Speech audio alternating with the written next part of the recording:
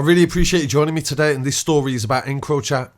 Two men from Luton who were described as top figures in a drug enterprise have been jailed for nearly 15 years together after Encrochat revealed their messages and the extent of their operation.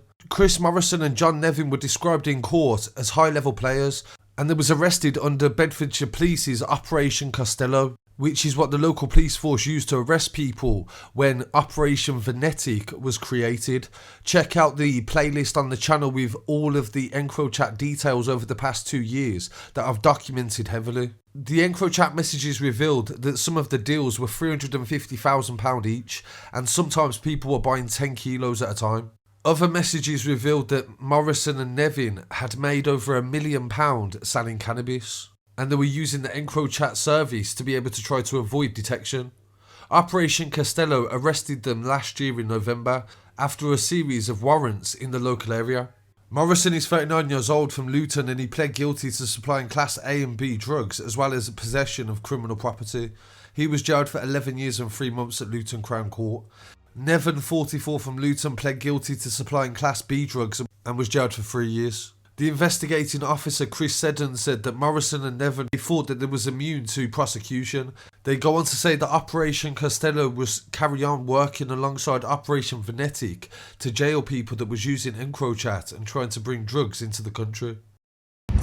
Into advancing against organised criminality and the organised criminal networks that exist in Bedfordshire. Drugs are at the basis of everything. They are impacting into our county lines. Part of what we're doing is helping to keep our communities safe and really protect our vulnerable people.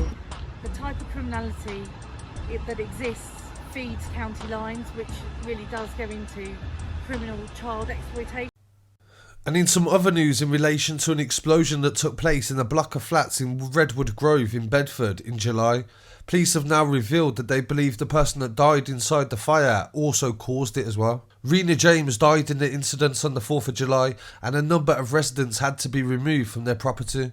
They went on to say that flammable liquid was poured everywhere, and the vapour from the accelerant was so great that it caused an explosion which caused a lot of damage. The police have said they're not looking for anybody else now in relation to the fire. So really appreciate you joining me for this brief update, and I'll be back again very shortly with some more news. Please don't forget to like, comment, share and subscribe, and follow online as well at Scarcity Studios. Peace. Discovered is that the fire and explosion was a deliberate criminal act of arson targeted at a specific flat.